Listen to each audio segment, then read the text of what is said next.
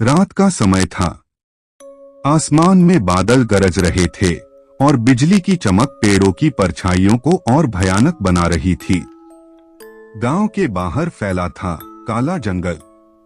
गांव वाले कहते थे, जो भी अमावस की रात उस जंगल में गया वो लौटकर नहीं आया। कहा जाता था कि उस जंगल में काली चुड़ैल का वास है, जो 100 साल पहले इसी जंगल में मारी गई थी, पर उसकी आत्मा अब भी जिंदा है और हर अमावस को नए शिकार की तलाश में भटकती है। गांव का लड़का अरुण पढ़ा लिखा, लेकिन अंधविश्वासों में यकीन नहीं करता था। वो अक्सर गांव वालों की बातों पर हंस देता। अरे, ये सब डराने की बातें हैं, भूत चुड़ैल जैसी कोई चीज नहीं होती। लेकिन एक रात उसके दोस्तों ने उसे चुनौती दी। अगर तुझ में हिम्मत है तो आज अमावस की रात उस जंगल में जाकर दिखा। अरुण ने मुस्कुराते हुए कहा, ठीक है, मैं आज ही जाऊंगा। देखता हूं कौन है वो चुड़ैल। अरुण टॉर्च लेकर अकेला निकल पड़ा। जैसे जैसे वो जंगल के अंदर गया, हवा ठंडी होती चली गई। झींगुरों की आवाज बंद हो गई और अजीब सा सन्नाटा छा गया। अचानक किसी सूखे पत्ते पर पैर पड़ने की चर्र आवाज आई। उसने टॉर्च घुमाई।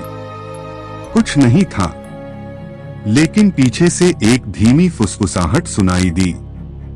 अरुण, वो मुड़ा, कोई नहीं।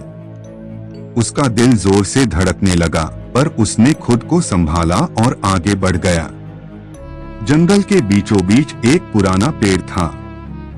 उसकी डालों पर उल्टा लटकता एक काला ताबीज झूल रहा था। नीचे जमीन पर किसी ने चूना से गोला बनाया था और उसके बीच में लाल बिंदी पड़ी थी। अरुण ने झुककर बिंदी उठाई। तभी हवा का झोंका आया और उसकी टॉर्च बुझ गई। सिर्फ बिजली की चमक से एक पल को उसने देखा। पेड़ के पीछे कोई खड़ा था। लंबे बाल, झुका हुआ शरीर और सफेद चेहरा जिस पर कोई आंख नहीं थी। वो कुछ सेकंड तक हिल नहीं पाया। अचानक उस आकृति ने एक भयानक चीख मारी। तूने मेरा ताबीज क्यों छुआ? अरुण पीछे भागने लगा, लेकिन उसके पैरों के नीचे जमीन कांपने लगी। हर दिशा में से वही आवाज गूंज रही थी, रुक जा, अब तू मेरा हिस्सा बन गया है। वो गिर पड़ा और जैसे ही ऊपर देखा, वो चुड़ैल उसके ऊपर झुकी हुई थी।